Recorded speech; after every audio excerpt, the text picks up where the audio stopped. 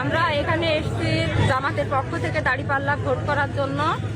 তো আমরা কয়েকটা বাড়ি ভোট করার পরে আমাদেরকে একজন লোক বলছে যে এই গ্রামে কোনো ভোট করা যাবে না, এখান থেকে চলে যান।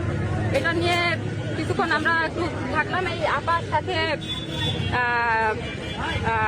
কথা কাটাকাটি হলো। তখন আমাদের বসে যে এদের কেউ বের হইতে দেবেন না।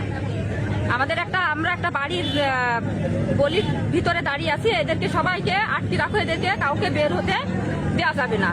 তো তখন আমরা ওইখানে অনেকক্ষণ থাকলাম। থাকার পরে আমাদেরকে বলছে যে জ্ঞানজাম চলছে, ভাইদের কিছু জামাতের সমর্থক দু একজন ভাই আসলো, তাদের সাথে জ্ঞানজাম চলছে, কেন ভোট করতে আসবে অন্য জেলার মানুষ, আমাদের সবার এই চুয়াডাঙ্গা জেলাতেই বাড়ি। তো একজন তখন বসে পুলিশ ডাকবো, এখানে ভোট করা যাবে না, কেন এসেছে আমাদেরকে বসে কোরআন হাতে নিয়ে এসেছে। আপনারা বিকাশ নাম্বার চাচ্ছেন? না না না, এটা সম্পূর্ণ ভুল কথা। আমাদের কেউ বিকাশ নাম্বারও আমরা দিতে চাইনি, আমাদের কাছে কোরআনও নেই। প্রশাসন এসে চেক করুক, আমাদের প্রত্যেকের ব্যাগ চেক করুক। আমরা বিকাশ নাম্বারও কাউকে দিচ্ছি না, আমাদের ব্যাগের ভিতরেও কোরআনও নেই। আমরা আমাদের দলের পক্ষ থেকে ভোট করতে এসেছি দাঁড়িপাল্লা।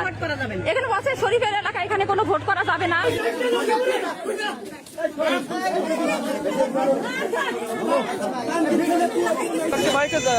গণসংযোগ করার পরে তখন এইখানকার যারা মোটামুটি প্রতিনিধি যারা আওয়ামী লীগ বিএনপি হাফিজুর রহমান আমার মামা আপন মামাই, উনি বিএনপি করেন, পাশাপাশি ওনার সঙ্গে বিল্লাল মামা সহ আরও অনেকে ছিল। দেখছি মেয়েদেরকে তারা বলছে যে তোমরা এই গ্রামে কী করতে এসেছো, তোমরা তোমাদের গ্রামে গিয়ে ভোট চাও, মেয়েদের কাজ নেই, আমি ফেলে দিয়ে ভাতার মতো ফেলে দিয়ে এখানে ভোট চাইতে এসেছি। এরপরে আমি যখন পৌঁছালাম এসে দেখছি হট্টগোল মতো শুরু হয়ে গেছে। আমি তখন জিজ্ঞেস করলাম, আমি দূর থেকে বলছি যে আপনারা কেউ যাবেন না, মেয়েরা আপনারা কেউ যাবেন না, ভোট চাওয়ার অধিকার সবার রয়েছে, আপনাদেরকে থাকেন। তখন মামা আমার দিকে ছুটে এসেছে। যে ভাষা প্রয়োগ করেছে ওইটা হয়তো ভিডিওতে আপনারা পাবেন, এর আগে যে ভিডিওটা দেখা দিয়েছে, বাচ্চারা বলতে চাচ্ছে না। তারপরে আমি তখন বলছো যে তুই এখানে কি করতে আসছিস? তা বললাম এটা আমার গণতান্ত্রিক অধিকার। আর এই গ্রামে আমার নানি বাড়ি, এখানে আমার মাটি কোথায়, আমার নারী কোথায় আছে মাটি, আমি কি করতে আসছি? তখন উনি ধাক্কা ধাক্কি এসে এগুলো করেছে।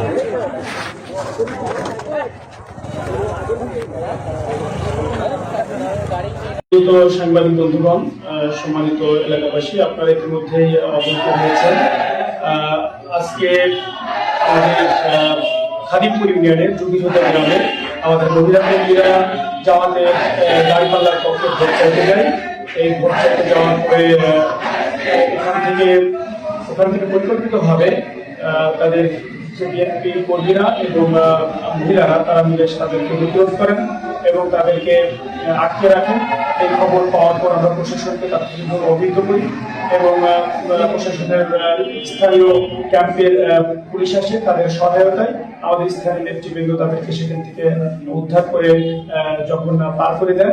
এই অবস্থায় পার করে দেওয়ার পরে আমাদের লোকজন যখন সেখান থেকে সরছিলেন, এই এমন অবস্থায় আমরা শুনেছি যে পার্শ্ববর্তী ইউনিয়নের কয়লাডাঙ্গা জেলাদের বিপ্লব সহ তাদের নেতা কর্মী যুবদলের তারা সেখানে উপস্থিত হয়ে আমাদের নেতা কর্মীদেরকে উপর চড়াও হয় এবং তাদেরকে বলতে চায় যে এখানে কোরআনের উপর শপথ করা হচ্ছিল। আমাদের নেতা কর্মী জানতে চায় যে আপনারা এটা সত্যতা আছে কিনা।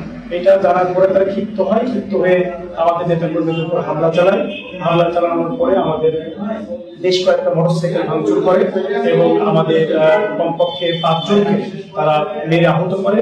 এর ভিতরে পল্টু নামে আমাদের একজন কর্মীকে গুরুতর আহত করে।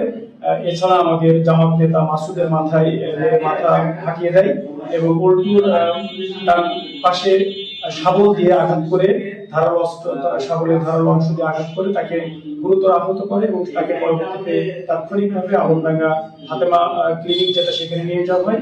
সেখান থেকে তার অবস্থা গুরুতর দেখে তাকে কুষ্টিয়া জেনারেল হাসপাতালে রেফার করা হয়। সেখানে সে এখন প্রাথমিকভাবে আহত আছে, তবে তার অবস্থা আশঙ্কাজনক বলে ডাক্তার আমাদেরকে জানিয়েছেন। তাকে ওখান থেকে ঢাকাতে রেফার করতে হবে মর্মে আমাদেরকে জানিয়েছেন। আর বাকি যারা আহত হয়েছেন তারা আলমডাঙ্গা উপজেলা স্বাস্থ্য কমপ্লেক্সে ট্রিটমেন্ট গ্রহণ করছেন এবং পরবর্তী টাইমে আমাদের মিডিয়া বিভাগের কর্মী আরিফুল ইসলাম তিনি এই ঘটনা সম্পর্কে ওখানে ভিডিও ধারণ করতে গেলে এবং লোকজনের কাছে জিজ্ঞাসাবাদ করতে গেলে এই মানে কি বলা যায় যে এই যারা ছিলেন তাতে করে তার কাছ থেকে মোবাইলটা কেড়ে নেওয়া হয় এবং আমরা শুনেছি যে জেহালা ইউনিয়ন ছাত্র দলের সাংগঠনিক সম্পাদক সেই মোবাইলটা তার কাছ থেকে ফিরে নেয় এবং তাকে মারধর করে আহত করে। এই অবস্থার মধ্য দিয়ে আমাদের নেতাকর্মীরা সেখান থেকে পুলিশ আসেন, পুলিশ এসে এবং সেনাবাহিনী যান, পরিস্থিতি শান্ত করে, নির্বাহী ম্যাজিস্ট্রেট যান, প্রেসিডেন্ট যান, তারা পরিস্থিতি শান্ত করার পর আমাদের কর্মীরা যার যার ঘরে ফিরে যান। এই অবস্থায় আমাদের চলছে। আমরা প্রকৃতপক্ষে ভোটের মাঠে যে সুন্দর পরিবেশ নিয়ে আমরা ভোট করতে চাচ্ছিলাম, কিন্তু প্রতি পদে পদে কয়েকদিন আগে আপনারা জানেন যে চিপলা ইউনিয়নের কয়টাডাঙ্গা গ্রামে আমাদের মহিলা কর্মীদের উপরে ভোট চাওয়া অবস্থায় তাদের উপর হামলা করা হয়। আবার তার পার্শ্ববর্তী খালিমপুর ইউনিয়নের জমিগুদা গ্রামে সেই একই ব্যক্তিদের ইন্ধনে এবং নেতৃত্বে আজকেও মহিলা কর্মীদের উপর হামলা করা হয়। আমরা প্রশাসনের কাছে একটি ফ্রি অ্যান্ড ফেয়ার নির্বাচনের জন্য সকলের ভোট চাওয়ার যে অধিকার এটা নিশ্চিত করার জন্য আইনগত কার্যকর ব্যবস্থা গ্রহণের জন্য অনুরোধ করছি।